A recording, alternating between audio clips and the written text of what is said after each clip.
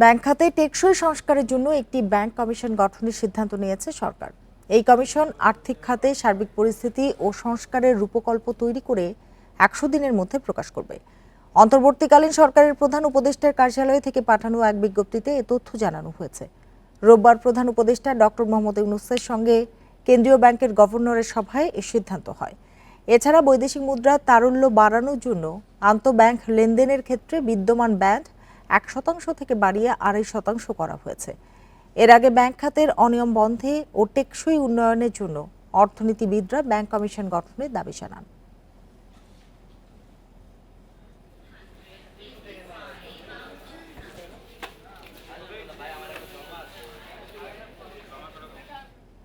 ব্যবসা বাণিজ্য সহজ করা এবং নিত্য প্রয়োজনীয় জিনিসের দাম কমানোই অগ্রাধিকার দেবে সরকার, জানিয়েছেন অর্থ ও বাণিজ্য উপদেষ্টা সালেউদ্দিন আহমেদ। রোববার সচিবালয়ের নিজ কার্যালয়ে সাংবাদিকদের একথা জানান তিনি। বলেন, উৎপাদন ও সরবরাহ ঠিক রাখার পাশাপাশি বাজারে চাঁদাবাজি ও সিন্ডিকেটের বিরুদ্ধে কার্যকর ব্যবস্থা নেওয়া হবে। শেখ হাসিনা সরকারের 1.5 দশকে ব্যাংকিং খাতে লুটপাট, অর্থ পাচারের কারণে অর্থনীতিতে নৈরাজ্যকর পরিস্থিতি তৈরি হয়, যার প্রভাব পড়ে মানুষের দৈনন্দিন জীবনে। মূল্যস্ফীতি দাঁড়ায় 10% ঘরে। অর্থনীতির এমন দুরবস্থায় সাধারণ মানুষকে স্বস্তি দিতে দেশে কোনো পণ্যের উৎপাদন কম হলে বাইরে থেকে আমদানির কথা জানিয়েছেন অর্থ বাণিজ্য উপদেষ্টা। বলেন, দ্রব্যমূল্য নিয়ন্ত্রণে সরকার সজাগ আছে। উৎপাদনটা দেশে হয়, সরবরাহ দেশে হয়, বাইরে থেকে আনতে হবে। যেখানে বাণিজ্য হিসেবে সংস্থা আছে, ব্যবসা বাণিজ্য ইস্যুগুলো বলে রিলেটেড, আমরা ওইদিকে যথেষ্ট সজাগ আছি এবং এই জিনিসগুলো আমাদের আছে। তিনি বলেন, দুর্নীতি বন্ধ সহ ব্যবসা বাণিজ্যের পরিবেশ আরও সহজ করা হবে। চলমান যৌক্তিক প্রকল্প চালিয়ে নেওয়ার কথাও জানান উপদেষ্টা। তার আশা, পাইপলাইনের প্রকল্পগুলোতে এডিবি ও বিশ্বব্যাংকের সহায়তা অব্যাহত থাকবে। আমাদের উন্নয়ন প্রকল্পগুলো সবগুলো ওয়ার্ল্ড ব্যাংক, এডিপি যেগুলো ছিল সেগুলো যৌক্তিক যেগুলো আছে, এটা কোনো কারণে তো আমরা এখনো বন্ধ করিনি। ওরা বলেছে যে আপনি যদি বলেন আমরা কার্যকর করব। আর ভবিষ্যতে আমাদের পাইপলাইনে বা অন্য প্রজেক্ট যেগুলো আমরা ঠিক করব সেগুলো যেন ওরাও সহায়তা বলছে, আমরা যতটুকু সম্ভব করব। ওরা খুব পজিটিভ। এলডিসি উত্তরণের বিষয়ে সংশ্লিষ্ট সব পক্ষের সঙ্গে আলোচনা করা হবে বলে জানান সালেউদ্দিন আহমেদ। ইকরামুল ইসলাম, ইন্ডিপেন্ডেন্ট নিউজ, ঢাকা। নির্বাচনের আগে সংস্কারকে গুরুত্ব দিচ্ছে অন্তর্বর্তী সরকার। কূটনীতিকদের প্রধান উপদেষ্টা জানান, বিচার বিভাগ, নির্বাচন কমিশন, আইনশৃঙ্খলা বাহিনী ও গণমাধ্যম সংস্কারের পরই জাতীয় নির্বাচন। রোববার দুপুরে রাজধানীতে এক ব্রিফিংয়ে ডক্টর ইউনূস মন্তব্য করেন, শেখ হাসিনা স্বৈরশাসন ধ্বংস করে দিয়েছে দেশের সব প্রতিষ্ঠান। বিদেশি কূটনীতিকদের আমন্ত্রণ জানায় পররাষ্ট্র মন্ত্রণালয়। অংশ নেন ভারত, যুক্তরাষ্ট্র, চীন সহ ৬৭ দেশের মিশন ও সংস্থার প্রধানরা। ব্রিফ করেন অন্তর্বর্তী সরকারের প্রধান উপদেষ্টা ডক্টর মোহাম্মদ ইউনূস। বলেন, গণতন্ত্র প্রতিষ্ঠায় বাংলাদেশের এত শিক্ষার্থীর আত্মত্যাগ নজিরবিহীন। Many such young people, lovely young people. I pay my deep respect and homage. এ সময় আওয়ামী লীগ সরকারের নানা অনিয়ম তুলে ধরেন তিনি। একই সঙ্গে দেশ পরিচালনায় অন্তর্বর্তী সরকারের পক্ষে সমর্থন চান। Sheikh Hasina dictatorship destroyed every institution of the country. আমি যখন দায়িত্ব নিয়েছি তখন দেশের অবস্থা করুণ। ক্ষমতায় থাকার জন্য স্বৈরাচার শেখ হাসিনা সব প্রতিষ্ঠানকে ধ্বংস করে দিয়েছে। বিচার বিভাগের অবস্থাও নাজুক। 15 বছর ধরে গণতান্ত্রিক অধিকার কেড়ে নেওয়া হয়েছে। নির্বাচনে ব্যাপক কারচুপি হয়েছে। নতুন প্রজন্ম ভোট ছাড়াই বেড়ে উঠছিল। রাজনৈতিক পৃষ্ঠপোষকতায় ব্যাংক লুট করা হয়েছে। ক্ষমতার অপব্যবহার করে কোষাগার শেষ করা হয়েছে।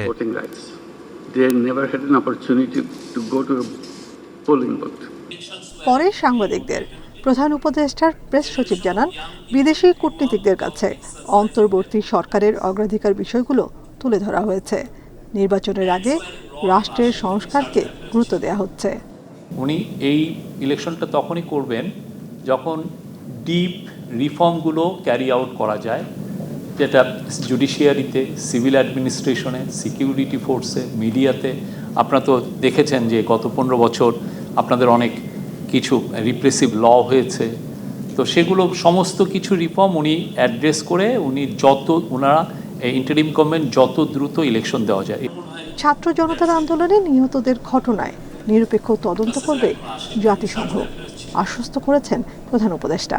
যতগুলো ইন্টারন্যাশনাল এগ্রিমেন্ট করেছে বা যতগুলো ইন্টারন্যাশনাল লিগ্যাল অব্লিগেশন আছে সবগুলো ফুলফিল করবে। নাফিজাতুল্লাহ, ইন্ডিপেন্ডেন্ট নিউজ, ঢাকা। সরকারের পতনের দিন থেকে স্থানীয় সরকারের জনপ্রতিনিধিদের অনেকে গা ঢাকা দিয়েছেন। এ অবস্থায় স্থানীয় সরকারের কার্যক্রম স্থবির হয়ে পড়েছে।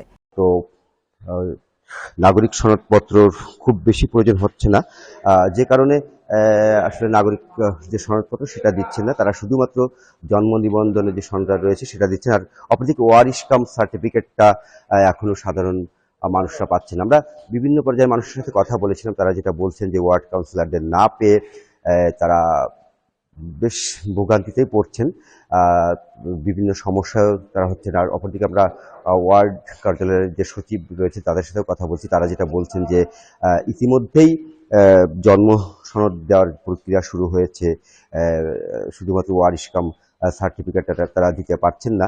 তবে যারা আসছেন তাদের আসলে কিভাবে সমস্যার সমাধান করা যায় সেই ক্ষেত্রে তারা পরামর্শটা দিচ্ছেন।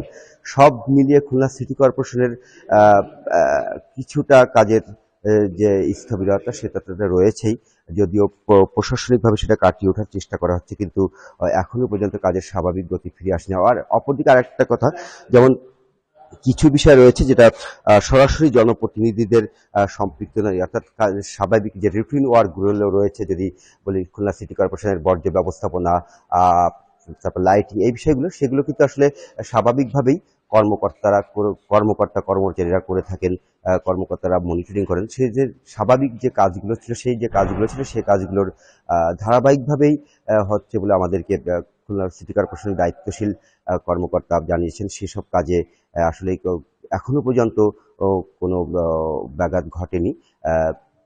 আর যাতে সমস্যা নয় সেজন্য কর্মকর্তারা চেষ্টা করছেন যাতে নাগরিকদের ভোগান্তি না হয়। তো এই ছিল আমার কাছে সর্বশেষ তথ্য। খুলনা থেকে কথা হচ্ছিল সহকর্মী AHM শামীমুজ্জামানের সাথে। ছাত্র জনতার অভ্যুত্থানে পুলিশের 6 রাউন্ড গুলির পরও বেঁচে রয়েছেন ঠিকই, তবে স্বাভাবিক জীবনে ফিরতে পারেননি আমির হোসেন। গেল 19শে জুলাই রাজধানীর রামপুরার মেরাদিয়ায় নির্মাণাধীন দালানের কার্নিশে ঝুলে থাকা অবস্থায় তাকে পুলিশের গুলি বর্ষণের ফুটেজ ছড়িয়ে পড়ে নেট দুনিয়ায়। ওঠে প্রতিবাদ ও সমালোচনার ঝড়। রেস্তোরাঁ কর্মী আমিরকে প্রতিনিয়ত তাড়া করছে সেদিনের ভয়াল স্মৃতি। জুলাইয়ের মাঝামাঝিতে বৈষম্য বিরোধী ছাত্র আন্দোলনে গোটা দেশ যখন উত্তাল, তেমন সময় সোশ্যাল মিডিয়ায় ছড়িয়ে পড়ে ভয়াবহ একটি ভিডিও। একটি নির্মাণাধীন ভবনের কার্নিশে ঝুলে জীবন বাঁচানোর মরিয়া চেষ্টা করছে এক তরুণ। তার দিকে গুলি ছুড়ছে 2 পুলিশ সদস্য।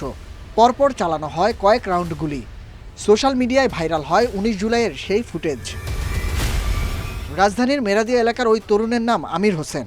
কিভাবে সেদিন প্রাণে বেঁচে ফিরেছিলেন সে কথাই বলছিলেন ইন্ডিপেন্ডেন্ট টেলিভিশনকে। ভয়ে আর কি আমি বিল্ডিংয়ের ছাদের উপর উঠছিলাম, যে দৌড়া আমার পিছনে আর কি পুলিশ উঠছে। উপর থেকে গুলি করতেছে আর বলতেছে জাপ দেওয়ার জন্য। আমি জাপ দিই না, কিন্তু আরেকটা পুলিশ নেছে 3 তলা যায় গুলি করতেছে আর কি, সেটি আমার পায়ে লাগে। গুলিবিদ্ধ হয়ে 3 তলায় প্রায় 3 ঘন্টা পড়েছিলেন আমির। পরে তাকে উদ্ধার করেন বেশ কয়েকজন শিক্ষার্থী। বৈষম্য বিরোধী ছাত্র আন্দোলনের সমন্বয়করাও তার খোঁজ খবর রাখছেন। হ্যাঁ, আমার সাথে আসছে, তাকে আমি টাইনে নিয়ে আসছি, আরও 2 জনকে হাতে পায়ে দইরা নিয়ে আসছি। আইসা কোনো রকম ওরে 4 জনে মিলা হসপিটালে নিয়ে যাই আর কি। তারপরে এখানে যতটুকু পারি চিকিৎসা করছি। যেহেতু আমরা গতকাল কি ওনার ব্যাপারটা জানছি, 2-3 দিনের মধ্যে আমরা ওনার পুনর্বাসন এবং আর্থিক যে সহযোগিতা করার সেটা আমরা ইনশাল্লাহ চেষ্টা করব করার জন্য। আমিরের গ্রামের বাড়ি ব্রাহ্মণবাড়িয়ায়। ঢাকায় ফুপুর বাসায় থেকে কাজ করতেন রামপুরার একটি রেস্তোরাঁয়। কিছুটা সুস্থ হলেও পুরোপুরি স্বাভাবিক জীবনে ফেরা নিয়ে শঙ্কা কাটেনি এখনো। আমাকে 6 রাউন্ড গুলি করছে আর কি। 6 রাউন্ড গুলি করার পরে যে সময় আমি জাপ দেয় জায়গায় পড়ি, সেই জায়গায় ছটফট করতেছিলাম আর কি। 3 ঘন্টা পরে চিকিৎসা করতেছি। যদি আর 10-15 মিনিট কেউ পড়াইতো আর কি, তাহলে আমাকে আর কি মৃত্যু উদ্ধার করতে হইতো আর কি। আমরা এখন চাওয়া সরকার যাতে যারা নিরপরাধের কারণে ওরা গুলি করছে ওরা শাস্তি হয়। আন্দোলনে রামপুরা, বাড্ডা ও এর আশপাশের এলাকায় গুলিতে প্রাণ হারিয়েছেন বেশ কয়েকজন। আহত অনেকেই হাসপাতালে এখনও চিকিৎসাধীন। Nahid Kamal, Independent News, Dhaka. 5ই আগস্ট ছাত্র জনতার বিজয়ের দিনেও পুলিশের গুলিতে নিহত হয়েছেন অনেকে। পরিবারের একমাত্র উপার্জনকারী সদস্যকে হারিয়ে নিঃস্ব অনেকে। কেউ আবার আন্দোলনে সম্পৃক্ত থাকার কারণে গোয়েন্দা সংস্থার নির্মমতার শিকার হয়েছেন। এসব ঘটনার সুষ্ঠু বিচার দাবি করেছেন ভুক্তভোগীরা। রাজধানীর মিরপুর 12 নম্বর থেকে আইনশৃঙ্খলা বাহিনীর পরিচয়ে 5 আগস্ট ভোরে চোখ বেঁধে তুলে নিয়ে যাওয়া হয় বিউপির আইন বিভাগের 4র্থ বর্ষের ছাত্র ইফতেখার আলমকে।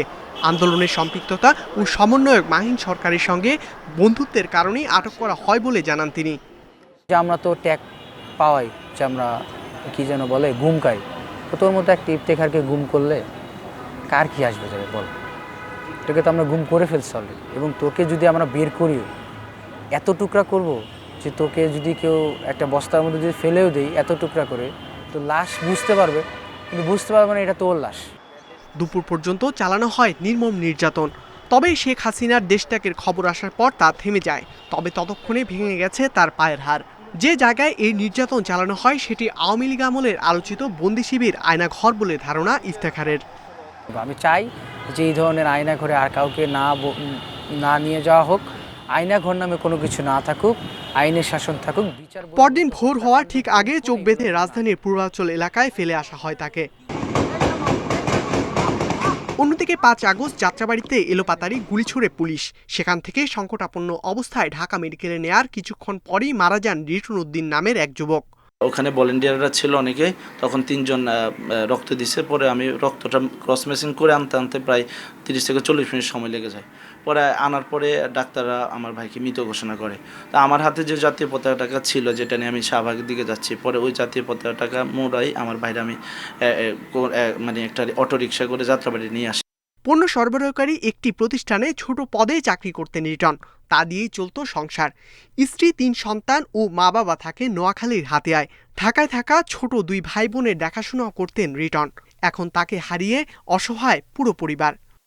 আমাদের পরিবারে একমাত্র আমার ভাই ছিল, যে দিনে এনে দিনে খাওয়ার মতো আমাদের পরিবারটা। আমাদের পরিবারে মানে আমার ভাই যদি আজকে 100 টাকা পাঠায়, তাহলে 100 টাকা দিয়ে আমাদের পরিবারের একদিনের বাজারটা চলে।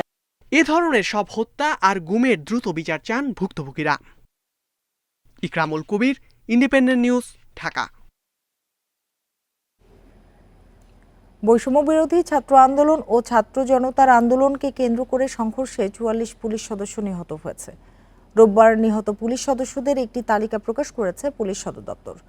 তালিকায় দেখা যায় গত 20 জুলাই থেকে 14 আগস্টের মধ্যে 44 পুলিশ সদস্য নিহত হয়েছেন। এর মধ্যে 5ই আগস্ট সর্বোচ্চ 25 পুলিশ সদস্য নিহত হয়।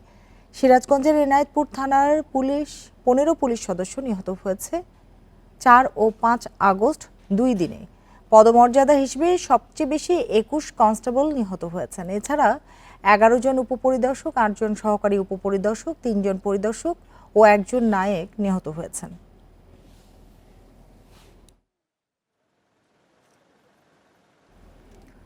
মুন্সিগঞ্জ সদর থানা থেকে লুট হওয়া 140টি অস্ত্র ও 3,934 রাউন্ড গোলা বারুদ এবং বিভিন্ন সরকারি সরঞ্জাম পুলিশ সুপারের কাছে হস্তান্তর করা হয়েছে। রোববার বেলা 11টার দিকে সার্কিট হাউসে পুলিশ সুপার মোহাম্মদ আসলাম খানের কাছে এসব অস্ত্র গোলা বারুদ হস্তান্তর করেন সদর আর্মি ক্যাম্পের পিএসসি অধিনায়ক লেফটেন্যান্ট কর্নেল জুবায়ের মোহাম্মদ খালেদ হোসেন। 5ই আগস্ট থেকে মুন্সিগঞ্জ সদরের বিভিন্ন এলাকায় টহল চালিয়ে আগ্নেয়াস্ত্র, গোলা বারুদ, সরকারি সরঞ্জাম সহ নগদ টাকা উদ্ধার করা হয়। এদিকে নরসিংদী জেলা কারাগার থেকে লুট হওয়া 2টি অস্ত্র পুলিশের কাছে হস্তান্তর করেছে সেনাবাহিনী। এছাড়া রায়পুরায় ডাকাতের ফেলে যাওয়া 3টি বন্দুক হস্তান্তর করা হয় পুলিশের কাছে।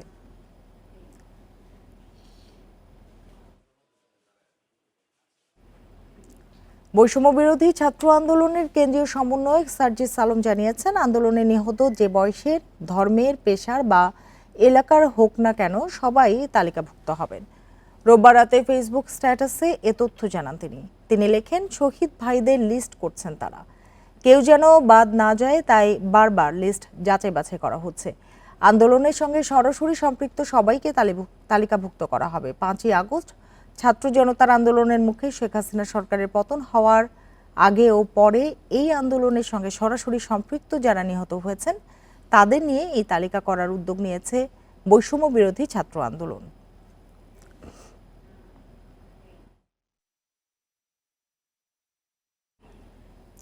6 মাসের মধ্যে নির্বাচনী রোড ম্যাপ চায় বিএনপি। দলটির স্থায়ী কমিটির সদস্য সালাউদ্দিন আহমেদ বলেছেন, ভোটের জন্য নির্বাচন কমিশন, পুলিশ প্রশাসন সহ বিভিন্ন সংস্থার সংস্কার 3 মাসেই সম্ভব। তিনি আরো বলেন, ছাত্র জনতার যে চাওয়া তা কখনোই অন্তর্বর্তী সরকার পূরণ করতে পারবে না, এ দায়িত্ব নির্বাচিত সরকারের।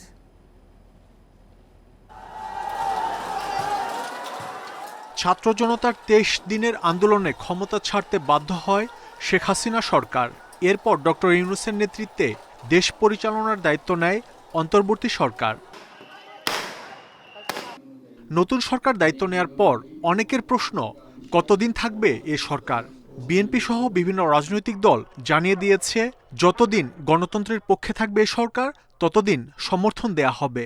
আমরা তাদেরকে সেই সহযোগিতা দেব যতক্ষণ পর্যন্ত তারা গণতন্ত্রের পক্ষে থাকবে।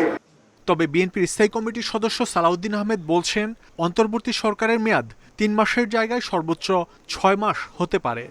3 মাসের ভিতরে নির্বাচনটা দিতে পারবে এটা আমিও মনে করি না, সাধারণ মানুষও মনে করে না। সেই জন্য আমরা এটাকে ডবল করতে পারি, এই স্প্যানটা, এই টাইমটা, সেটা 3 থেকে 6 মাস হতে হবে। এই 6 মাসের মধ্যে যদি অন্তর্বর্তীকালীন সরকারের মাননীয় প্রধান উপদেষ্টা যদি একটা রোড ম্যাপ দেন এটা নির্বাচনের জন্য, যত শীঘ্রই সম্ভব একটি গণতান্ত্রিকভাবে সুষ্ঠু নির্বাচনের মধ্য দিয়ে একটি রাজনৈতিক সরকার প্রতিষ্ঠিত হয়, ততই দেশের জন্য কল্যাণকর। তিনি বলেন, ছাত্র জনতার প্রত্যাশা পূরণে রাজনৈতিক দলগুলোকে আন্তরিক হতে হবে, না হলে জাতি ক্ষমা করবে না।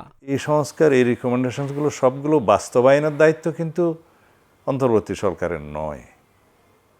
তারা সাজেস্ট করবে পরবর্তী রাজনৈতিক সরকার এসে, যাতে ইলেকশনের আগে আমাদের ম্যানিফেস্টোতে এই প্রতিশ্রুতিগুলো থাকে। এইবার যদি আমরা ব্যর্থ হই, এই জাতি কখনোই আমাদেরকে ক্ষমা করবে না। সুষ্ঠু ভোটের মধ্য দিয়ে বিএনপি ক্ষমতায় আসলে ছাত্রদের দাবি পূরণের আশ্বাস দেন বিএনপির এ নেতা। ভবিষ্যতের যে সরকার প্রতিষ্ঠিত হবে তারাও যেন কোনো স্বৈরাচারী আচরণ না করতে পারে। মাহমুদ শরীফ, ইন্ডিপেন্ডেন্ট নিউজ, ঢাকা। দ্রুততম সময়ের মধ্যে বিএনপি চেয়ারপারসন খালেদা জিয়া চিকিৎসার জন্য বিদেশে যাবেন। তবে কোথায় যাবেন বা কোন হাসপাতালে চিকিৎসা নেবেন তা এখনও চূড়ান্ত হয়নি। রোববার দুপুরে জাতীয় চক্ষু বিজ্ঞান ইনস্টিটিউটে কোটা আন্দোলনের সময় আহতদের দেখতে গিয়ে এসব কথা বলেন বিএনপির স্থায়ী কমিটির সদস্য ডাক্তার জাহিদ হোসেন। তিনি আরও বলেন, বিএনপি চেয়ারপারসনের শারীরিক অবস্থা এখন পর্যবেক্ষণ করা হচ্ছে, যথাসময়ে তাকে বিদেশে চিকিৎসার জন্য নেওয়া হবে। ছাত্র আন্দোলনে আহত 750-র বেশি রোগী এই হাসপাতালে চিকিৎসা নিয়েছেন বলে জানান তিনি। এদের মধ্যে অনেকের উন্নত চিকিৎসা প্রয়োজন। জাহিদ হোসেন জানান, আহতদের সব ধরনের সহায়তা দেওয়ার নির্দেশ দিয়েছেন বিএনপি চেয়ারপারসন।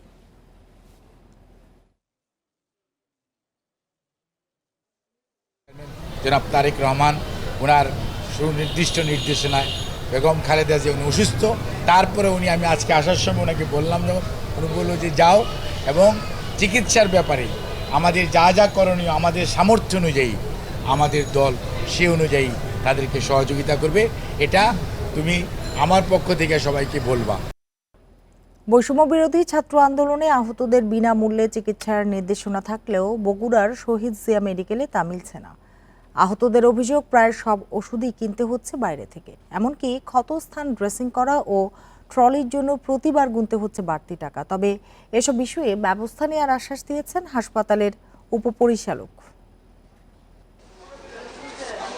বৈষম্য বিরোধী ছাত্র আন্দোলনে আহত হয়ে বগুড়া শহীদ জিয়া মেডিকেল কলেজ হাসপাতালের বিছানায় এখনও কাতরাচ্ছেন অনেকে, যথাযথ সেবা পাচ্ছেন না বলে অভিযোগ তাদের। রোগী ও স্বজনদের অভিযোগ, সম্পূর্ণ চিকিৎসার খরচ সরকার বহনের সিদ্ধান্ত নিলেও স্যালাইন, ব্যথার ওষুধ সহ বেশিরভাগই কিনতে হচ্ছে বাইরে থেকে। নার্স ও ওয়ার্ড বয়দের একাধিকবার ডেকেও পান না তারা। ট্রলির জন্য প্রতিবারই গুনতে হয় টাকা। টাকা না হলে ড্রেসিং করতে নিয়ে গেলে তারা নেয় না, আবার গাড়িও পাওয়া যায় না। টাকা দিয়েও অনেক সময় গাড়ি পাওয়া যায় না। এখনো পরীক্ষা কিছু হয়নি, আর ওষুধ দিচ্ছে, ইঞ্জেকশন একটা কিনতে দিয়েছিল, আমি বাড়িতে কিনছি সেটা। হাসপাতালের উপপরিচালকের দাবি, আহতদের চিকিৎসায় সমাজসেবা অধিদপ্তরের মাধ্যমে ওষুধের ব্যবস্থা করা হয়েছে। নার্স ও ওয়ার্ড বয়দের বিরুদ্ধে অভিযোগ পেলে ব্যবস্থা নেওয়া হবে। অনেক সময় যে স্টাফরা দেখা যাচ্ছে বিভিন্ন সময় হয়তো একটা কাজ করে বিভিন্ন টাকার কথা এরকম অভিযোগ আমাদের কানে আসে। তো আমরা এটার ব্যাপারে স্টাফদেরকেও বলে দিয়েছি, যদি এই ধরনের কোনো অভিযোগ আসে তাহলে আমরা জিরো টলারেন্স, আমরা সর্বোত্তমভাবে তার যে পানিশমেন্ট একদম আমরা স্পেসিফিক রোগীদের কাছেও বলেছি, স্পেসিফিকভাবে আমাদেরকে নাম দেন যে কে এই মানে কর্মকাণ্ডের সাথে জড়িত আছে, স্পেসিফিক নাম দিলে আমরা অবশ্যই তার এগেনস্টে এখন কোনোভাবেই কোনো সুযোগ নাই। বৈষম্যবিরোধী ছাত্র আন্দোলনের সময় আহত হয়ে বগুড়ার বিভিন্ন হাসপাতাল ও ক্লিনিকে চিকিৎসা নিয়েছেন অন্তত 1200 জন। জজিফ Hossain, Independent News, Bogura. Mpox virus মোকাবিলায় ঢাকায় 2টি ও চট্টগ্রামে একটি হাসপাতাল ঠিক করা হয়েছে। আর এমপক্স রোগী শনাক্তের জন্য ল্যাব প্রস্তুত রেখেছে আইইডিসিআর। বিশ্বজুড়ে জরুরি অবস্থা জারি করার পর ঢাকা ও চট্টগ্রাম বিমানবন্দরে সতর্ক ব্যবস্থা নেওয়া হয়েছে। তবে জনস্বাস্থ্য বিশেষজ্ঞরা বলছেন, এমপক্স নিয়ে এখনই দেশে শঙ্কা নেই, তবে উদ্বেগ রয়েছে।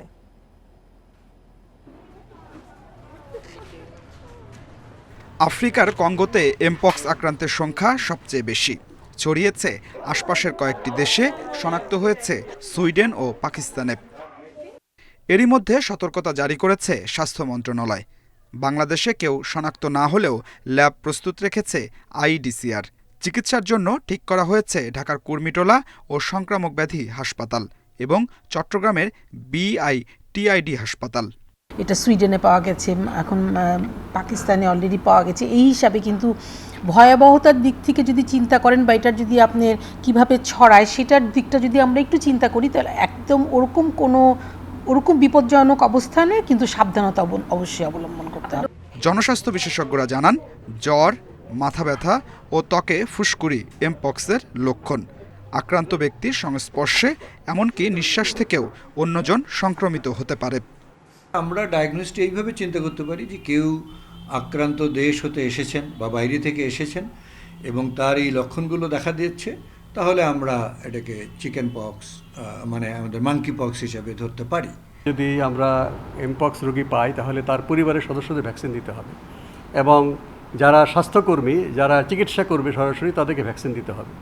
এজন্য ইতিমধ্যেই বাংলাদেশ সরকার বিশ্ব স্বাস্থ্য সংস্থার সঙ্গে কথা বলছে এবং জরুরি জনস্বাস্থ্য পরিস্থিতি ঘোষণা করার অন্যতম উদ্দেশ্য হচ্ছে এই পারস্পরিক সহযোগিতাটা নিশ্চিত করা। 2022 সালের জুলাই মাসে এমপক্স ভাইরাস নিয়ে জরুরি অবস্থা জারি করে বিশ্ব স্বাস্থ্য সংস্থা। ওই বছর বাংলাদেশে 8 জনকে সন্দেহ করা হলেও পরীক্ষায় শনাক্ত হয়নি। Adilur Rahman, independent News, Dhaka.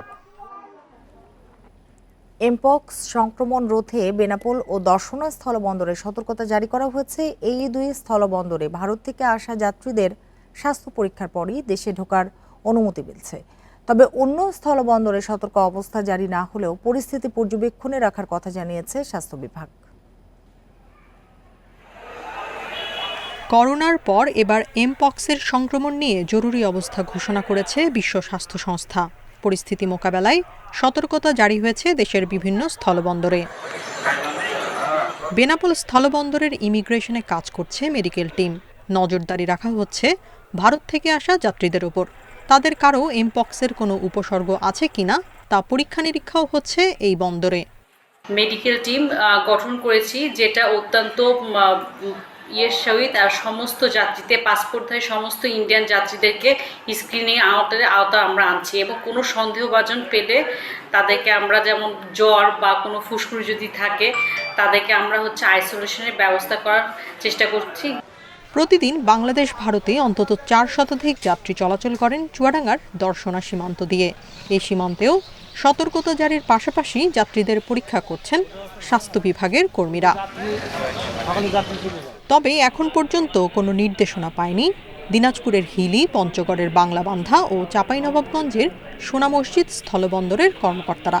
তারপরও প্রতিবেশী দেশ থেকে এমপক্স আক্রান্ত কেউ যেন ঢুকতে না পারে সেজন্য সতর্ক রয়েছেন তারা। এমপক্স সংক্রমণের মাধ্যম ও প্রতিরোধমূলক লিফলেট বিতরণ হয়েছে ব্রাহ্মণবাড়িয়ার আখাউড়া স্থলবন্দরে। এছাড়া লালমনিরহাটের বুড়িমারি, সাতক্ষীরার ভোমরা ও সিলেটের তামাবিল স্থলবন্দরে জারি হয়নি সতর্ক অবস্থা। Tania Nasrin, independent news. সড়কে চাঁদাবাজি ও সিন্ডিকেটের দৌরাত্ম্য কমে যাওয়ায় বিভিন্ন জেলায় দাম কমলেও রাজধানীর বাজারে উল্টো চালের দাম বাড়তি। মানবেঁধে কেজিতে 2 থেকে 3 টাকা বাড়িয়ে বিক্রি হচ্ছে সব ধরনের চাল। দাম স্বাভাবিক করতে বাজারে অভিযান চালানো হবে বলে জানিয়েছে ভোক্তা অধিদপ্তর। বৈষম্য বিরোধী ছাত্র আন্দোলনের সময় পরিবহন খরচের অজুহাতে সারা দেশেই বাড়ে চালের দাম। জেলা শহরে সেই দাম কিছুটা কমেছে, তবে সরবরাহ ব্যবস্থা স্বাভাবিক হলেও রাজধানীতে চালের দাম কমেনি। নওগাঁয় চিকন ও মোটা চালের দাম কেজিতে কমেছে 1 থেকে 2 টাকা। জেলার চালকল মালিকরা বলছেন, সড়কসহ বিভিন্ন স্থানে চাঁদাবাজি কমে যাওয়ায় দাম কমতির দিকে। এই চাঁদাবাজি না থাকার কারণে চাউলের কেজিতে কমপক্ষে 8 আনা 1 টাকা হচ্ছে হ্রাস পেয়েছে, কমেছে। বস্তায় সর্বোচ্চ 50 টাকা পর্যন্ত কমেছে। তবে রাজধানীর বাজার ঘুরে দেখা গেছে, খুচরা পর্যায়ে প্রতি কেজি সরু চাল বিক্রি হচ্ছে 70 থেকে 75 টাকায়, মাঝারি মানের চাল 55 থেকে 60 টাকা ও মোটা চালের কেজি 52 থেকে 55 টাকায় বিক্রি হচ্ছে, যা গেল 2 সপ্তাহের চেয়ে কেজিতে 2 থেকে 3 টাকা বেশি। বিক্রেতারা বলছেন, আগামী কয়েকদিনের মধ্যে এ দাম কমে আসতে পারে। আমি যে চালটা নিতেছিলাম 28, সেটা আগে ছিল আপনার 15 টাকা, এখন 58 টাকা, 2 টাকা কম বেশি আর কি। কমানো উচিত, এত কিছুতে কমায় নাই। মাছে আনাজে এখনো চালের দাম কমে না, মিনিকেটের দাম এখনো বাড়ছে, তবে আশা করি সামনের দিকে চালের দামটা কমার সম্ভাবনা আছে। এদিকে পরিবহন খাতে চাঁদাবাজি বন্ধ এবং চালের বাড়তি দাম ঠেকাতে বাজারে শিগগিরই অভিযান চালানো হবে বলে জানিয়েছে ভোক্তা অধিকার সংরক্ষণ অধিদপ্তর। আমরা যখন মনিটরিংয়ে যাই, কিছু কিছু ব্যবসায়ী যে পরিবহন খরচের কথাটা বলে, পরিবহন সংক্রান্ত যে ভাউচার, সেটা অনেক সময় তারা আমাদেরকে দেখাতে পারেন না, এটা তারা হাইড করে রাখেন। এটা একটা কালচার তৈরি হয়েছে যে পাইকারি ব্যবসায়ী খুচরা ব্যবসায়ীকে দোষারোপ করে, খুচরা ব্যবসায়ী পাইকারিকে দোষারোপ করে। এই কালচার থেকে তাদেরকে বের করার চেষ্টা আমরা করতেছি এবং আমরা আশা করতেছি চাউলের দামও কমে আসবে। খাদ্য মন্ত্রণালয়ের তথ্য মতে বর্তমানে সরকারের গুদামে 18,65,814 টন খাদ্যশস্য মজুদ আছে। এর মধ্যে চাল মজুদ আছে 13,52,846 ton. Amirul Islam, independent News, Dhaka. প্রতিযোগিতামূলক দামে বিদ্যুৎ কিনতে বিশেষ আইন বাতিল করতে হবে। পাশাপাশি জ্বালানি ও বিদ্যুৎ খাতে জবাবদিহি নিশ্চিতে বিইআরসিকে স্বাধীনভাবে কাজ করার ক্ষমতা ফিরিয়ে দেওয়ার পরামর্শ দিয়েছে সিপিডি। রোববার সিপিডি কার্যালয়ে এ খাতে অন্তর্বর্তী সরকারের করণীয় তুলে ধরে গবেষণা সংস্থাটি তাদের মতে নতুন করে বিদ্যুৎ কেন্দ্র স্থাপন না করলেও 2030 সাল পর্যন্ত চাহিদা মেটানো সম্ভব। গত 15 বছরে 1 লাখ কোটি টাকা ক্যাপাসিটি চার্জ গুনতে হয়েছে বিদ্যুৎ খাতে। পর্যবেক্ষকরা বলছেন, যার সুবিধা নিয়েছে সরকার সংশ্লিষ্ট প্রভাবশালীরা। তাদের মতে প্রতিযোগিতা এড়িয়ে দেয়া হয়েছে বিদ্যুৎ কেন্দ্র স্থাপনের অনুমতি। বিদ্যুৎ ও জ্বালানি কেনায় ছিল স্বচ্ছতার অভাব। এতে সেবার বিপরীতে বাড়তি অর্থ গুনতে হয়েছে গ্রাহকদেরকেই। রোববার বিদ্যুৎ ও জ্বালানি খাত নিয়ে আয়োজিত সংবাদ সম্মেলনে 17টি সংস্কারের সুপারিশ তুলে ধরে সিপিডি। 3টি পলিসি দ্রুততর সময়ে এগুলোর সংস্কার এবং সংশোধন দরকার।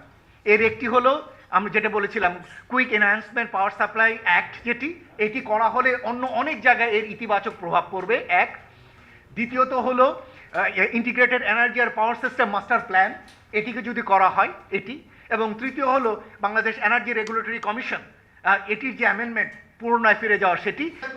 সংবাদ সম্মেলনে বিদ্যুৎ ও জ্বালানি খাতের বিভিন্ন প্রতিষ্ঠানের নেতৃত্বে পরিবর্তন আনার পরামর্শ দেয়া হয়।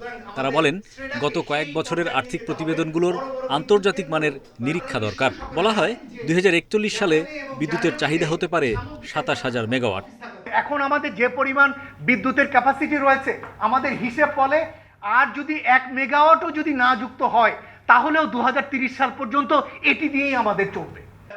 নবায়নযোগ্য জ্বালানির উত্তরণে শ্রেডার সক্ষমতা বাড়ানোর সুপারিশ করেন গবেষকরা। নতুন সরকারের শাসনামলে জ্বালানি ও বিদ্যুৎ খাতে যুক্তরাষ্ট্রের সহযোগিতা বাড়বে বলেও মত তাদের। উৎস থেকে গ্যাস বৃদ্ধির সুযোগ বাড়ানো। Hari Saha, independent News, Dhaka. বাধ্য না হলে সরকার বিদ্যুৎ, তেল ও গ্যাসের দাম বাড়াবে না বলে আশ্বাস দিয়েছেন বিদ্যুৎ, জ্বালানি ও খনিজ সম্পদ মন্ত্রণালয়ের উপদেষ্টা মোহাম্মদ ফজলুল কবির খান। রোববার বিকেলে সচিবালয়ে সাংবাদিকদের প্রশ্নের জবাবে তিনি এ আশ্বাস দেন। বলেন, মানুষ গ্যাস বিদ্যুতে নিরবচ্ছিন্ন সরবরাহ চায়, একই সাথে চায় যাতে দাম না বাড়ে। কিন্তু গত 15 বছরে গ্যাস বিদ্যুতের দাম 18 থেকে 19 বার বাড়ানো হয়েছে, আর গ্যাসের দাম বেড়েছে 10 থেকে 12 বার।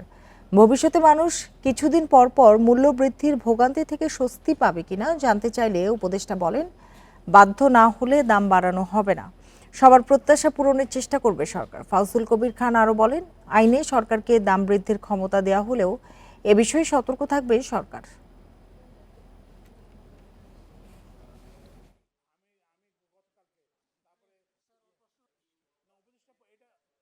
ঘন ঘন মূল্য বৃদ্ধি, এই যে বিদ্যুতের মূল্য বৃদ্ধি, এবং ওই যে সরকার যে একটা ক্ষমতা নিচ্ছে যে বিআরসি লাগবে না, সরকার ইচ্ছে করলে নিজেরাও করতে পারবে, যেহেতু মানুষের প্রত্যাশা, জনপ্রত্যাশা, যে এইটার অধীনে এই ধারা ব্যবহার করে আপাতত কোনো হবে না।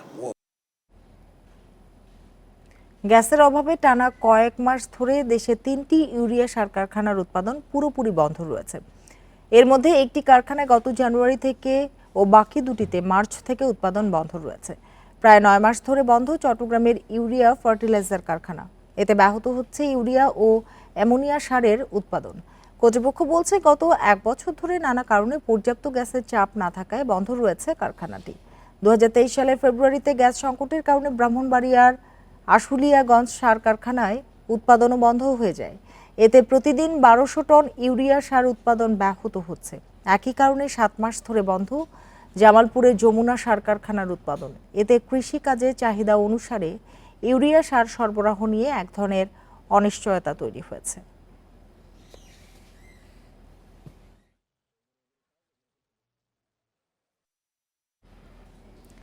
গ্যাস সংকটে দেশে 3 সার কারখানা বন্ধ। এবার জানবো জামালপুরের যমুনা সার কারখানার পরিস্থিতি। বিস্তারিত জানাতে যোগ দিয়েছেন সহকর্মী সাইমুম সাব্বির শোভন। শোভন, কারখানাটি কবে উৎপাদনে ফিরতে পারে, কর্তৃপক্ষ কি বলছে, আর উৎপাদন বন্ধ থাকায় কি ধরনের লোকসান হচ্ছে?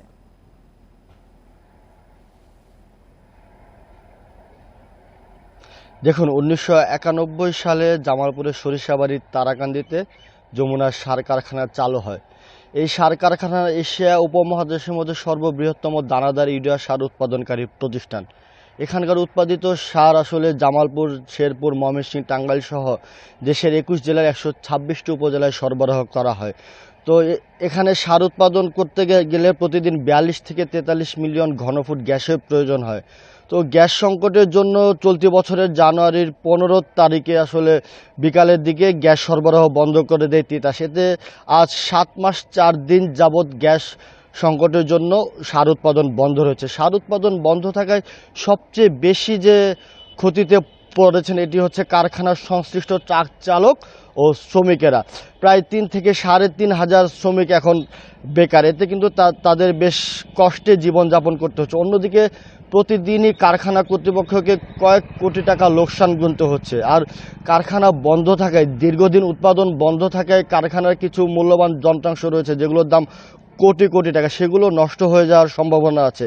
আর অন্যদিকে কারখানার সার উৎপাদন বন্ধ থাকায় বাইরে থেকে সার আমদানি করতে হচ্ছে। কারখানায় ইউরিয়া সার উৎপাদন করতে গেলে খরচ হয় 18 থেকে 20 হাজার টাকা পার মেট্রিক টন। তো সেখানে প্রায় লাখ টাকা মূল্যে পার মেট্রিক টন আসলে সার আমদানি করতে হচ্ছে। এতে কিন্তু সরকারের 70 থেকে 80 হাজার টাকা ভর্তুকি দিতে হচ্ছে। আর যমুনার উৎপাদিত ইউরিয়া সারের যে চাহিদা, কৃষকরা আসলে অন্য জায়গার বা বিদেশ থেকে আমদানি করা সার নিতে চায় না। এতে কিন্তু আসলে যারা ডিলার রয়েছে তাদেরও বেশ কিছু বিপাকে পড়তে হয়। তো সর্বশেষ গতকাল রাতে আমার কারখানার এমডির সাথে কথা হয়েছে ফোনে। তিনি আমাকে যেটি জানিয়েছেন যে কবে নাগাদ গ্যাস সরবরাহ আবার শুরু করবে তিতাস, সেই সম্পর্কে তাদের কাছে কোনো তথ্য নেই। এটি আসলে তিতাসই একমাত্র বলতে পারবে। আর তারা সর্বদা প্রস্তুত আছে। তো যখনই তারা গ্যাসের সরবরাহ পাবে, গ্যাসের চাপ পাবে, তখনই তারা উৎপাদনে যাবে। মূলত এই ছিল সার্বিক তথ্য। শোভন, আপনাকে অনেক ধন্যবাদ আমাদের সাথে যোগ দেওয়ার জন্য।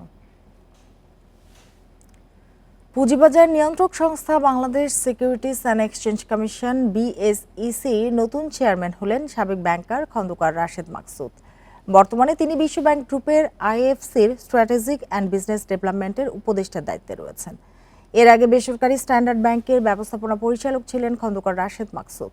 অন্তর্বর্তী সরকার গঠনের পর 13 আগস্ট BSEC চেয়ারম্যান হিসেবে নিয়োগ দেওয়া হয় বেসরকারি গবেষণা সংস্থা পলিসি এক্সচেঞ্জের চেয়ারম্যান ও প্রধান নির্বাহী কর্মকর্তা M মাসরুর রিয়াজকে।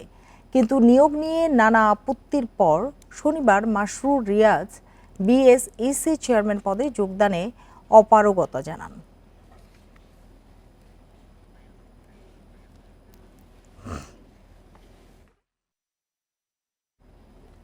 চাকরি স্থায়ীকরণ ও পদায়নের দাবিতে ৩ কর্মকর্তাকে রাতভর অফিসে আটকে রাখলেন পরিসংখ্যান ব্যুরোর ন্যাশনাল হাউস হোল্ড ডেটাবেস প্রকল্পের কর্মীরা। রোববার বিকেল থেকে আটকে রাখা হয় তাদের। 2016 সালে চুক্তিভিত্তিক নিয়োগ পাওয়া 545 জন কর্মীর মধ্যে 261 জন আন্দোলনে অংশ নিচ্ছেন। তারা জানান, প্রকল্পের জন্য নিয়োগ দেওয়া হলেও তাদের দিয়ে অন্যান্য বিভাগে কাজ করানো হয়। ন্যাশনাল হাউস হোল্ড ডেটাবেস প্রকল্পের কাজ দেওয়া হয় ভারতীয় এক কোম্পানিকে। এর মধ্যে প্রকল্পের মেয়াদ শেষ হলে চাকরি স্থায়ী ও অন্য জায়গায় পদায়নের জন্য আদালতে রিট করেন তারা। শুনানি শেষে আদালত স্থিতাবস্থা বজায় রাখার নির্দেশ দেয়। তারপরও পদায়ন না হওয়ায় 4 দিন ধরে আন্দোলন করে আসছেন তারা। রাতে কর্মকর্তাদের উদ্ধারের জন্য আসে সেনাবাহিনী। সমস্যার সমাধানে সকালে জরুরি বৈঠকে সিদ্ধান্ত হয়। 16 সাল থেকে 2022 সাল 31 ডিসেম্বর 2022 সাল পর্যন্ত এই প্রকল্পের মেয়াদ ছিল, কিন্তু আমাদের এই প্রকল্পে কোনো প্রকার কাজ করানো হয় নাই। 122 কোটি টাকা ইন্ডিয়ান জেরক্স কোম্পানিকে দেওয়া হয়ে গেছে। তাহলে স্যার ওই মানে টোটাল টাকাটা ফাউ গেছে, কোনো ক্লিয়ার ডাটা নাই। হাইকোর্টের রায় অনুযায়ী আমাদের যে স্ট্যাটাস কো আছে এইটার অনুযায়ী আমাদেরকে পদায়ন অর্ডার করতে হবে, 1 নাম্বার 2, এবং খুব দ্রুত সময়ের মধ্যে আমাদেরকে আত্মীকরণ করে নিতে হবে অথবা আমাদেরকে স্থায়ীকরণ করে নিতে হবে। খুলনায় সড়কে কমেছে চাঁদাবাজদের তৎপরতা। মোড়ে মোড়ে ইজি বাইক থেকে চাঁদা নেওয়াও বন্ধ হয়েছে। এতে স্বস্তিতে মালিক ও চালকরা। সন্তোষ প্রকাশ করেছেন যাত্রীরাও। নাগরিক নেতারা বলছেন, এই ধারা অব্যাহত থাকলে কেউ আর সড়কে চাঁদাবাজি করতে পারবে না।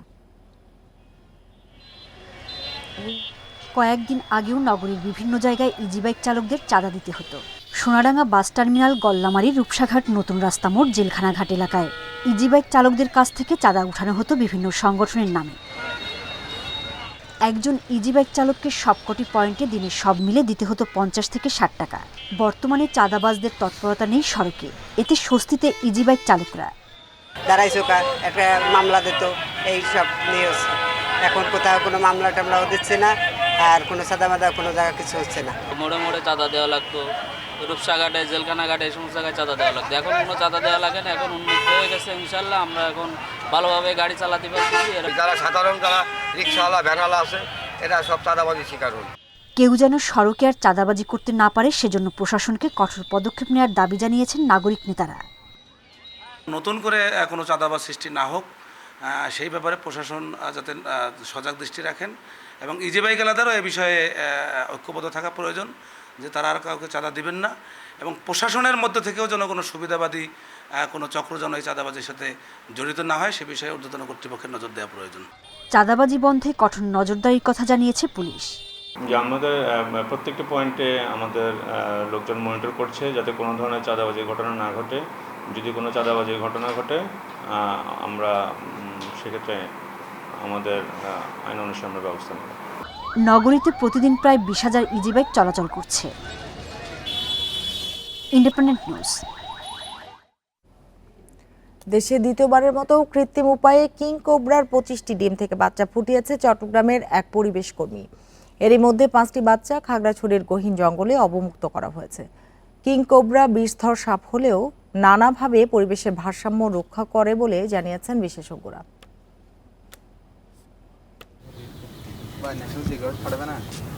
সাপ নিয়ে কাজ করেন সিদ্দিকুর রহমান রাব্বি, জড়িত বাংলাদেশ স্নেক রেস্কিউ টিম নামে একটি সংগঠনে। বান্দরবানের থানচির গহীন অরণ্য থেকে 25টি ডিম সহ একটি কিং কোবরা ধরার খবর পান রাব্বি। 100টি মুরগির ডিমের বিনিময়ে স্থানীয়দের কাছ থেকে কিং কোবরার ডিমগুলো নিয়ে আসেন চট্টগ্রামে। ডিম থেকে কিছুদিনের মধ্যে 25টি সাপের বাচ্চা ফোটানো হয়। রাব্বি জানান, সাপের বাচ্চাগুলো জঙ্গলে অবমুক্ত করা হবে।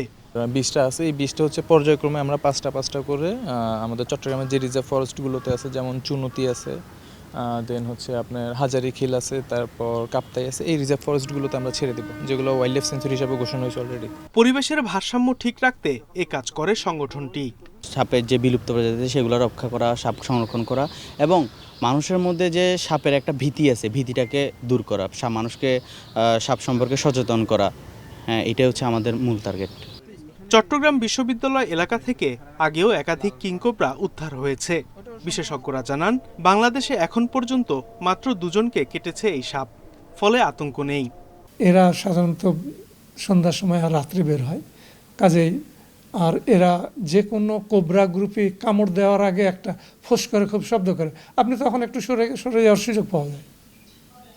আর হয়তো বাংলাদেশে বললাম, এখন তো রেকর্ড এই দুটাই অনেকে জানেন না। অন্য সব বিষধর সাপ ও ইঁদুর খেয়ে পরিবেশের ভারসাম্য রক্ষা করে থাকে কিংকোবরা। Independent news.